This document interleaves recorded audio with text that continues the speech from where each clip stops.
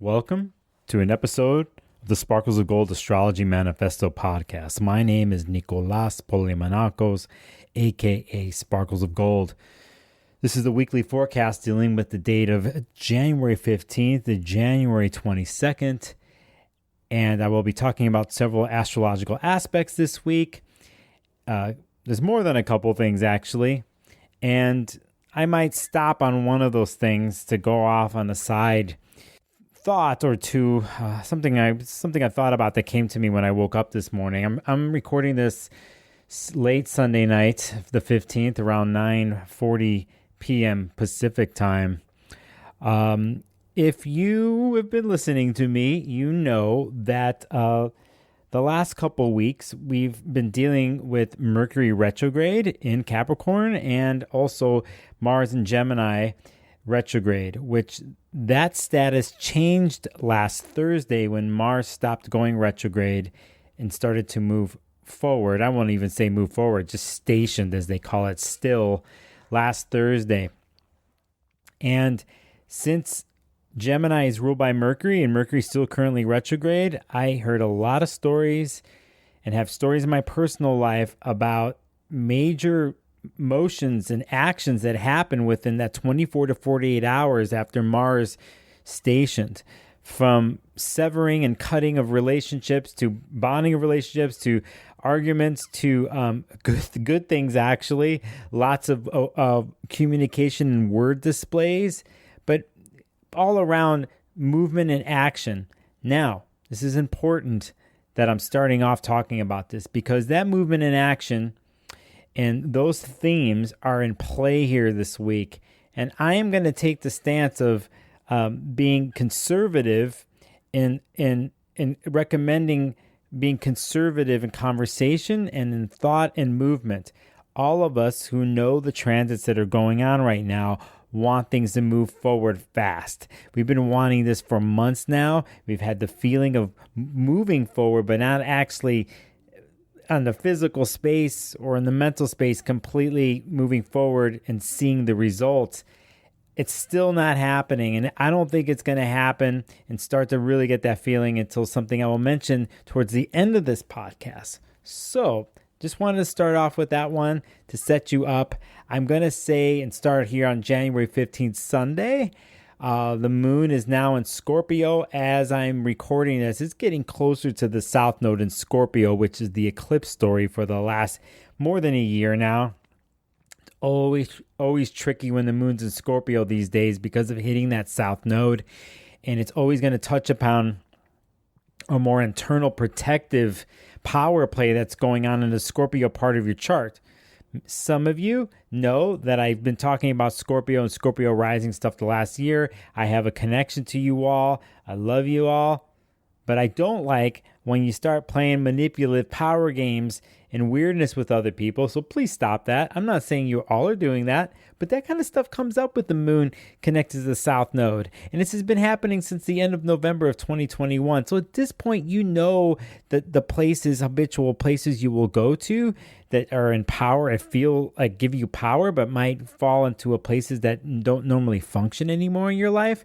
I'm not saying you're manipulating other people or messing with people. You could actually have the story where you're really looking and analyzing yourself and going to a deep emotional place, and it's hard because of letting go of some of these things, and it might be some things that have happened to you past from the outside world or another person has done to you. So it's not necessarily you manipulating, it's you might have been manipulated and messed with in many ways. And so the Scorpio moon hitting the south node brings up stuff like this. But at this point, I think you know what's going on or what has gone on since fall with the eclipses happen and know how to deal with the wound and move forward with it. Wow, nothing was happening on this Sunday, January 15th, but that's my little observation of what's up. I'm going to go to the next day, the 16th. That moon in Scorpio around early 7 something in the morning in Pacific time is actually going to be building up and is there opposite Uranus and Taurus. Now, This weekend that I'm recording this, the day before, Venus and Aquarius in the sky squaring Uranus and Taurus, or you could say Uranus and Taurus was squaring Venus and Aquarius. Surprises in relationships, surprises coming from the Taurus part to your Aquarius part. Those who were affected that are fixed signs might have had a conversation or something new come across, and it was out of the blue. It was surprising. It could be in the way that Venus and Aquarius functions within groups of people, so on and so forth. There is a thunderbolt that came here the last 3 days. Now the moon in Scorpio is opposite Uranus, and it brings another little segment to the story, I think. And it touches upon what I just said about intensity and internal intensity, dealing with trust and intimacy with the Scorpio moon getting set off every month when it's across Uranus and Taurus. Again, if you're a fixed sign, you have fixed angles, Scorpio, Aquarius, Leo, Taurus, you're affected by this every month, okay? So these are good times to make note of. Later that day, the moon then squares Venus in Aquarius, okay? That's why I prefaced it, Venus in Aquarius. And then eventually at night is going to make her harmonious trine with Neptune in Pisces. And then not too long after that is going to square Saturn in Aquarius. More fixed stuff here, okay? So if you're fixed signs, this is affecting you whenever the moon hits Scorpio. It's going to change a little bit next month when Saturn goes into Pisces. There's a little bit of relief there for the fixed signs, okay? And for Scorpio and Scorpio risings. A contested day. Deep emotional brooding day. Heads up. Tuesday, the 17th.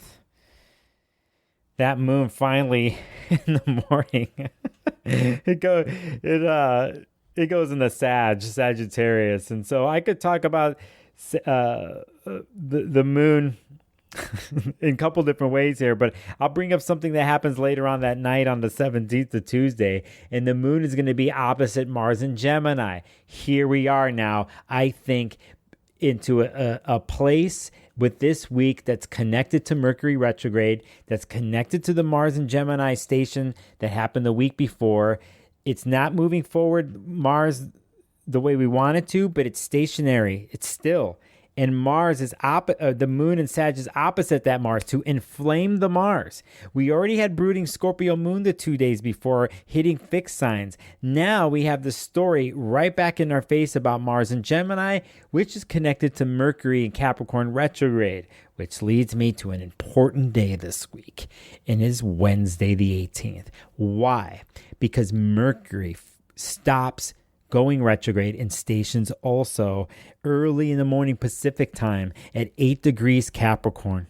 Okay, the week before, Mars and Gemini stationed to go forward at 8 degrees Gemini. All right, what's the big deal about this? The reason is because in the astrology world, planets, when they're relating to each other in certain avenues and places, they make what they call aspects to each other, a certain type of relational situation. You always hear about trines, which are flowing between planets, or squares, which is a 90-degree challenge. I always like to bring up the example that a square is two planets going through a stop sign at the same time. One of the planets is to your right, and you both go at the same time, smash into each other, and create a challenge. But in this case, Mercury in Capricorn ends its retrograde cycle. You might say, hooray, right? And it is, but as we know, during Mercury retrograde stations, it has an intensity and an overload that happens with Mercury. Communication, your thoughts, ideas, and opinions, how you get from point A to point B, messages being sent, anything that deals with something that goes from here to there, okay? Biggest one being communications. Communications in the serious, pragmatic, practical sign of Capricorn. Finally, it's going to move forward. 8 degrees. But the relationship that it makes with Mars and Gemini at 8 degrees is what they call an inconjunct. And an inconjunct is a minor aspect in the astrology world. You won't hear the traditionalists talk too much about this. You might hear other people call it a quincunx. It's like the planets are 150 degrees away from each other. Now, if the planet was 180 degrees away from each other, that's what's called an opposition. That's what happens every full moon when the sun and the moon are 180 degrees opposite of each other. But if you think about this, you take 180 degrees and you subtract 30, you get 150. So in that sense, a planet is not looking directly across from the other planet. In a quincunx, an inconjunct, it's to the side. It's not directly. It's not face to face, eye to eye. It's kind of in the blind spot. Okay, so basically, Mercury in Capricorn and Mars in Gemini are kind of blind spotting each other. They're kind of looking for each other 180 degrees away from each other, but they can't see each other. They're kind of off to the side, and that's where the blind spot is. Okay, so things aren't flowing. They're not connecting. It's not harmonious in the sense. There's like a almost like if two ships were crossing in the night and there was fog, they're almost going to hit each other and like kind of sideswipe each other. You know something's off there and it's not working, but you don't hit each other. Okay, so basically Mercury and Mars are going to do this. Think about this. Mercury and Mars the cutter, the severer, that wants to take action and move in the sign of Gemini, which is ruled by Mercury, wanting to push ideas and all these things for the last so many months of retrograde and wanting to move forward. And whatever Mars is going for, it's gonna like push its will upon. And here's Mercury in conservative Capricorn, just stationing retrograde, communication planet. You can see here where miscommunications, ships passing in the night, they don't see 180 degrees away from each other. This is all week long, okay? Even before we get to the Wednesday on the 18th, it's building. So typically Mercury retrogrades are kind of interesting because usually for 36 to 48 hours, you hear of events, things happening, missed emails, miscommunication. But the fact that Mars and Gemini is involved in this is caustic. This is where people expect things from you or to hear something from you, or you expect to hear something from someone else and you're pushing on it and they don't have it. They don't have the words. And when the words do come out, it's not meeting up with yours. You're not seeing face to face. You're not seeing eye to eye. So I want you to all be careful of this. I actually, I'm going to get to the other important thing that happens within really close to all this at the same time on Wednesday the 18th. But I want you to get this in your head. Don't push it this week. Don't try to push it. Everyone's going to want to push it. They want to push it because Mars and Gemini are trying to move forward. We've all been waiting for these planets to get out of certain places so we can go forward in our lives. And you hear a lot of other astrologers and people talking about this, like, here we go. But the good ones will tell you, I'm not going to say I'm one of the good ones, but I'm saying the ones who are well thought out and who are going to be real with you are going to tell you, no. Be careful. You have to judge for yourself how you've been dealing with communication efforts and situations during this retrograde. This retrograde with with Mercury and Capricorn, but also the deeper retrograde with Mars and Gemini. You have to go back and think about even the last 2 to 3 weeks, even before Christmas. What was going on? And what has happened since then from the Gemini part of your chart to the Capricorn part of your chart? It's called an inconjunct or quincunx.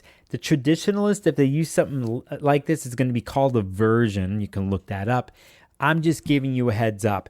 Not a good time. Not a time to bring it like make or break. You need to make a decision or saying something to somebody like, you better tell me now. I need to know this. I mean, think about the way I just said that. That isn't a welcome, happy play field to have conversations in. So remember that. Now, that happens like 5:11 in the morning Pacific time, a long-winded thing that I just did and said. Like within an hour, then the sun in Capricorn is going to conjunct, that means together with, Pluto in Capricorn. This is a rare moment again because this is going to be one of the final times that the sun makes a conjunction with Pluto. It's been doing this at least once a year since 2008. The Pluto and Capricorn story is almost done. Pluto goes into Aquarius in March. It moves forward, but then in the summer stops and goes retrograde, and it's going to come back to the 29, 28 degree realm. So it isn't the final time, but it's a point to make note of, a very important one, because it will be getting hit multiple times in the next year, which doesn't happen all the time, okay? So if you're a Capricorn, I'm going to stop and say this. If you happen to be a Capricorn or a Capricorn rising, okay, I'll give you a discounted reading. You find me through sparklesofgold.com.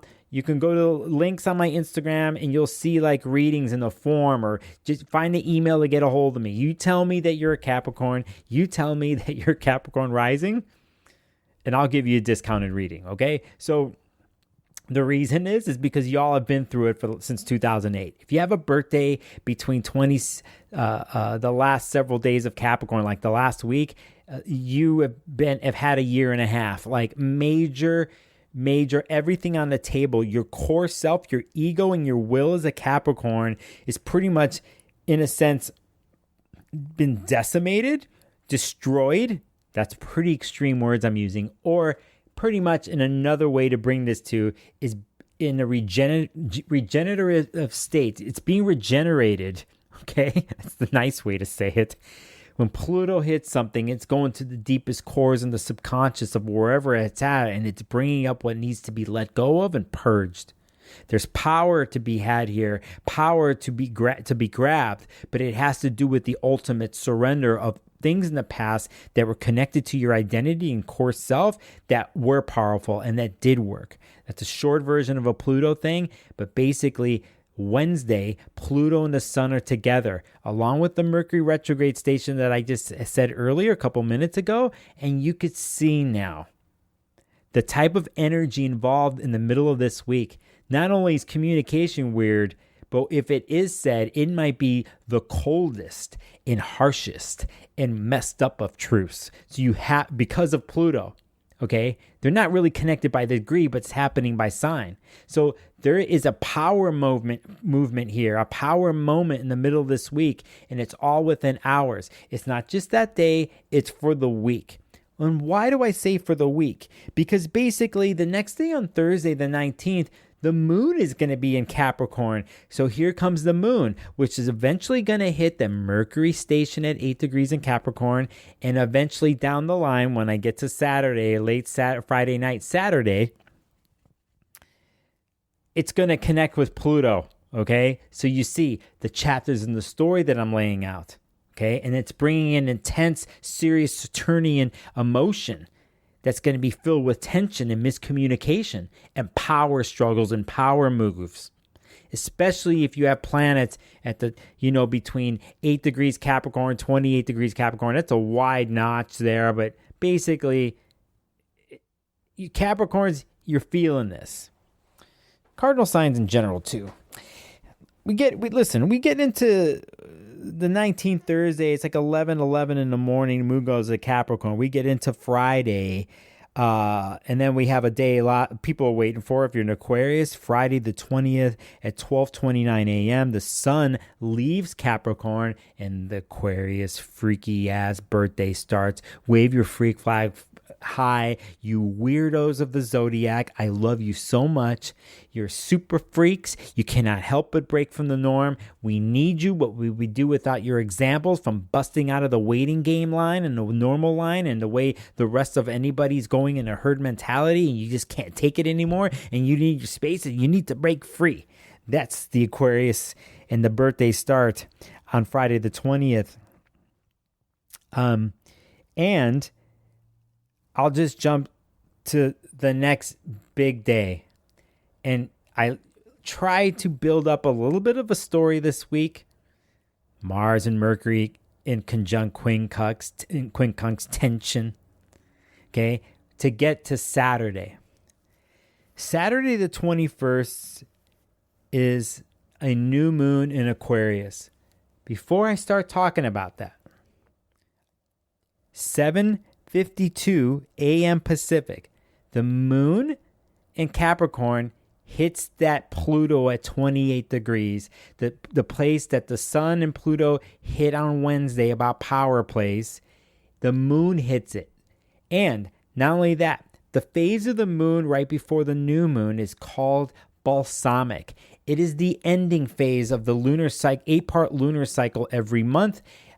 It is the ending, the death in the dirt, the clearing of the dirt, the most quietest, darkest place of the lunar cycle. It just finished everything it had to do for the last so many weeks to get to a place of nothingness, of quiet, of dark dirt death. So we can go to the new moon and start the cycle over again. That Capricorn moon at 28 degrees conjunct Pluto, that happens 7:52 a.m. is huge. It's huge in my mind, especially if you're one of those Capricorns I talked about here that I'm saying you'll get a discounted reading for. If you know this about yourself, or you have anything in the cardinal sign that's at 27, 28, 29 degrees, you need to pay attention to what's going on. There is a metaphorical letting go and a death happening here. Remember, balsamic phase, letting go. Okay? It's hard for the Capricorns to let go, by the way, because they're filled with tension and worry, because there's always something to do on the job. There's always a brick to put in the wall. There's always a mountain to climb. There's always the story and the work and the grind. But something needs to let go for these for Capricorns, or anybody who has cardinal degrees here. There's a powerful moment. So if you're getting a picture here, it's not just the fixed signs who go through stuff here, these seasons. It's later degree cardinal aspects: Aries, Cancer, Libra, Capricorn.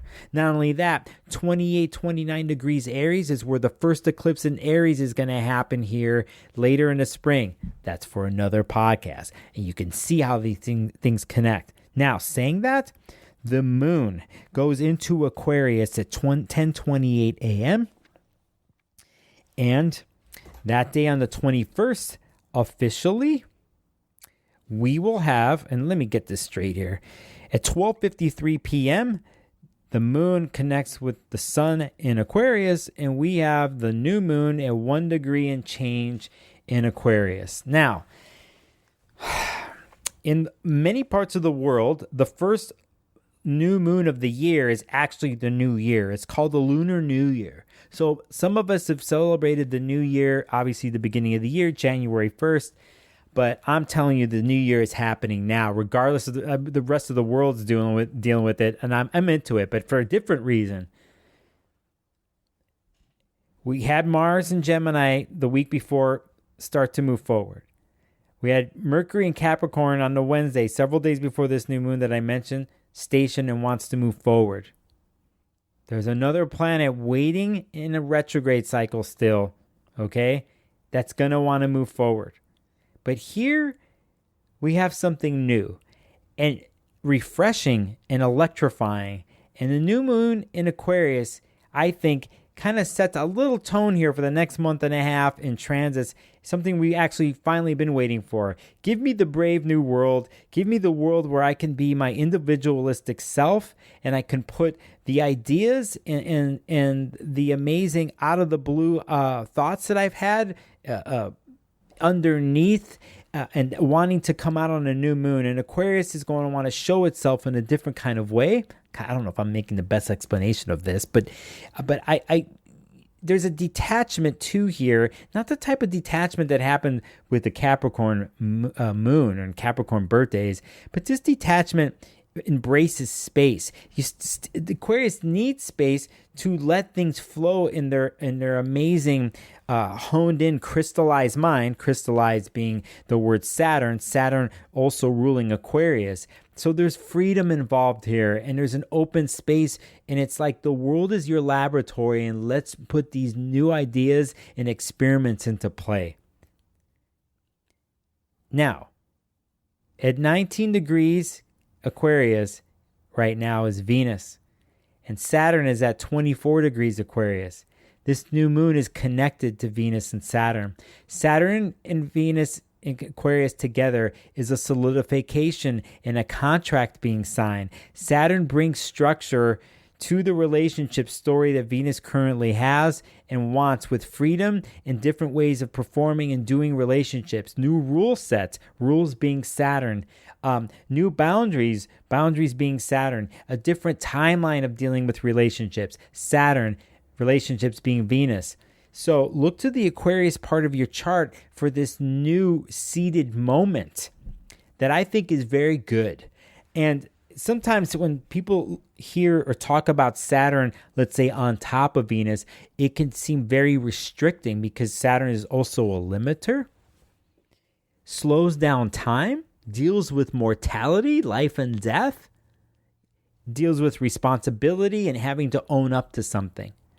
But being in Aquarius where it's at home and it connecting with Venus in Aquarius, I think in the end, even though Venus in Aquarius wants to break free and just doesn't solely have relationships with one intimate other, it has it within groups of people and friends and community, and it needs to have that all-encompassing way of relating to other people in the world, not just intimate relationships, with all types of relationships. But at the same time, because of the sign of Aquarius, still in the end being Saturn rules, wants some sort of weird different structure to it all, and that structure is embedded in this new moon. If you are a fixed sign and you have anything, I think this can come across hard on paper to a Scorpio, a Leo, or a Taurus, because this is opposing or squaring and challenge to. But I'm not going to take that full route here, because it's the Lunar New Year and because something very important happens within 25 hours of this new moon. And it's because Uranus and Taurus is going to move out of its retrograde and station forward. And at this point, that happens on the Sunday, the day after the new moon, on Saturday. And at this point, there is no planets retrograde anymore. No more Mercury retrograde, no more Mars retrograde, and no more, my grammar, I don't really care, but no more Uranus and Taurus retrograde. Here is a sense of stationing and moving forward that's connecting with the new moon. And I think this is huge and great. I think there's a tension release involved in here that you might not see immediately, but as the week goes by, you're going to feel it, especially if you're connected to fixed parts of your chart. I'm also going to bring in that's the day officially on Sunday Venus is conjunct together with Saturn in Aquarius at 24 degrees. The moon is still in Aquarius at 17, as you know, and the sun's second birthday of Aquarius. Here now, that Mars in Gemini and an air sign is going to have awesome relationships with all the Aquarius planets here. So it's not all that bad. And if you're an air sign, you're digging this. Not only that, everything I mentioned this week, whether you're a Capricorn, you have cardinal signs, and Mercury starting to move forward. Mercury then is at 9 degrees on the Sunday. It's not at 8 anymore. Now we get the movement. Slow, but the movement's finally happening after the last couple months. What else do I say? I don't know if I do my best. I have my notes written here, and I do these, and I wasn't going to even do this podcast because I'm tired, because last week, the last 10 days, I don't know how many clients, Zoom calls, YouTube, my live stream that I did, the podcasts, other personal conversations. Verbally, I talked my brain out. This Saturday, before I recorded this on Saturday, June 14th, was an interesting day if you're into astrological magic and electing charts for whatever ritual you were doing, because you know that it was the last time Saturn in Aquarius was going to be falling in a great connection with the moon in Libra on that Saturday. It was Saturn hour. It was Saturday. It was a quiet day for me, but I definitely took advantage of it. This new moon actually is connected to the flow of that astrological election, that magic election. And I'm talking about on the 14th, when we get a week later on the 21st, that vibe is flowing there, and even to the Sunday and Monday, as long as the moon is in Aquarius. Okay, what am I trying to say to you? I'm saying on a personal note, even if you don't see the new world ahead of you even now, that I at least want you to tell yourself that it's finally here. We're going to get through February and the astrology of that. But once March comes, Saturn leaves Aquarius after being there for 2.5 years. It will enter the sign of Pisces. Later in the month, Pluto, like I mentioned earlier, is going to the sign of Aquarius. 2 major astrological outer body shifts within weeks. So you could see here, or try to picture in your brain the type of movement that's happening. And we haven't had this type of forward movement from different places in the astrological realm since last year. I mean, it's been a tough, a grinding, tension-filled go. So here, I'm not saying tension's going to go away, but I think you can go for it. And it's not even about the going for your, or thinking about what you want to do, the dream. I think maybe you actually do know what you want, or because of the last 2 to 3 months, really, since the eclipses that happened in the fall and everything from the fall till now with all the astrological transits, I think one knows what they have to do. Whether they like it or not, they see and know that things have to change. And that is the vibe. And when you have something happen in fixed signs like Aquarius with the new moon, it isn't some like it's a here or there change. It's kind of like fixed signs look at something and they go for it. They dial in on it and they get things from point A to point B. Okay, so basically, this is it. Like, set yourself up for the rest of the year. Take the outlook of like, this is Happy New Year. Or if you really can't say happy for the 2 words New Year, just say this is a new year, finally. And do what you have to do to set those things forward and take your chances. All right. I had to take a deep breath there. That's a quick version. There's more. It was more aspects. There's things I already looked on my piece of paper that I forgot to even talk about this week. But that's what's up. To sum it up, tension-filled communication week. A balsamic moon week with endings. A power play and regeneration moment for the Capricorns with the sun conjunct Pluto. Then a brave new world where the world is your lab, with the new moon in Aquarius. And the next day when Venus and Saturn and Aquarius are together and Uranus and Taurus stations forward. I'm going to try to work on a video this week for my YouTube channel. I have a lot going on. I thought I was going to get a break, but I'm not.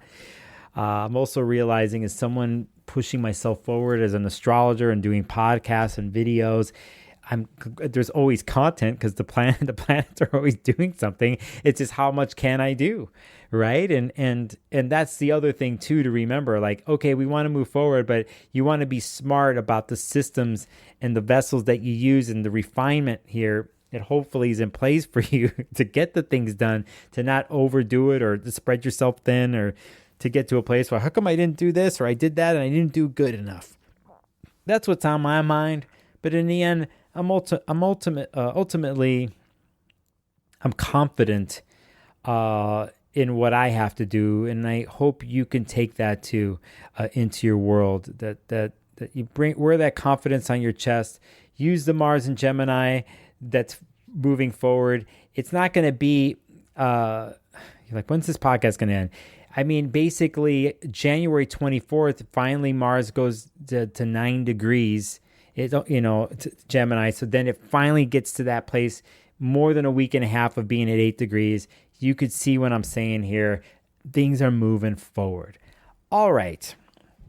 Listen, I always thank the small few of you because I look at my podcast stats and I know there's some new people coming through, and I'm like, well, I do these podcasts just besides my videos because I just think it comes across a different way, and I like doing them actually because I'm just sitting here shooting the shit, and speaking my mind. But I appreciate your help and support or your support. And if you want to help me out, if there's any podcast service that you use, like Apple Podcasts and stuff, give me a rating, a good one, hopefully. And share my stuff if possible. I got a Patreon. If you're into that, you can go to sparklesofgold.com and just check out my weird website, and then my YouTube channel too, where I have more things coming down the way. As I'm signing off to you, I'm holding a piece of paper in front of me, and it's the same scribble over and over again, a certain symbol, a glyph, a symbol that has to do with something that I see at my imaginary top of the mountain. And for those who've listened this far, when I get there, you're there with me.